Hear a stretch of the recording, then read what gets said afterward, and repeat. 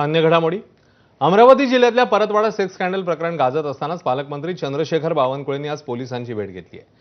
बावनकुळे थेट अमरावती ग्रामीण पोलीस अधीक्षक कार्यालयात दाखल झाले। त्यांनी सेक्स स्कॅन्डल प्रकरणाचा तपास करणारे एसआयटी प्रमुख आणि इतर पोलिसांसोबत बैठक घेतली आहे। बैठकीदरम्यान बावनकुळेंनी या संपूर्ण प्रकरणाची सखोल माहिती घेतली आणि तपासाचा आढावाही घेतलाय। हे प्रकरण समोर आल्यापासून भाजपचे खासदार अनिल बोंडे, नवनीत राणा आणि प्यारे खान यांच्याकडून विविध आरोप होत आहेत। त्यामुळे हे प्रकरण भरकटत असल्याची चर्चा सुरू आहे। अशातच बावनकुळेंनी या नेत्यांना खडेबोल सुनावले आहेत। मीडियात स्टेटमेंट देऊन तपास भरकटवू नका असं बावनकुळेंनी म्हटलं। तुमच्याकडे पुरावे असल्यास तपास यंत्रणांना द्यावेत असं आवाहनही बावनकुळेंनी केलं आहे। तर पोलिसांनी दिलेली माहितीच अधिकृत समजावी अशी प्रतिक्रियाही बावनकुळे यांनी दिली आहे। बोंडे साहेबांकडे किंवा अजून नवनीत राणाकडे किंवा प्यारे खान जे काही स्टेटमेंट करतात आहे त्यांना माझी विनंती आहे की मीडियाच्या माध्यमातून समाजामध्ये कोणत्याही पद्धतीचं असं वातावरण होणार नाही।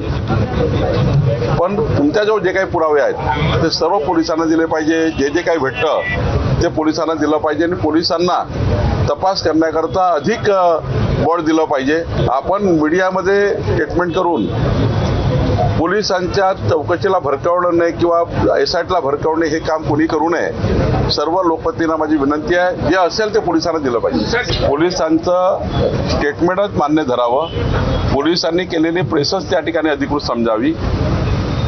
राजकीय नेत्यांनी काही स्टेटमेंट केले ते स्टेटमेंटवर फार न जाता अशा केसमध्ये, अशा सेन्सिटिव्ह केसमध्ये पोलिसांनी केलेली चौकशी, त्यातनं आलेलं सत्य हेच त्या ठिकाणी अधिकृत समजावं।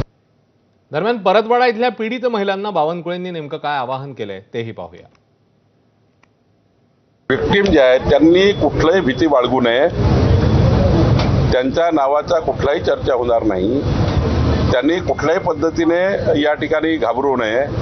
सर्व विक्टिमनी जसं आता नागपूरची एक मुलगी आली आहे तसंच सर्वांनी अमरावतीमध्ये पुढाकार घ्यावा आणि ज्या विक्टिम आहे त्यांनी जास्तीत जास्त पोलिसांना आपले बयान द्यावे, जेणेकरून असा तपास पुढे जाईल आणि खरंच त्या ठिकाणी आरोपीला कठोर शिक्षा होईल। तर मेळघाटातील बीएससीचा विद्यार्थी ते डझनभर मुलींच्या आयुष्याशी खेळणारा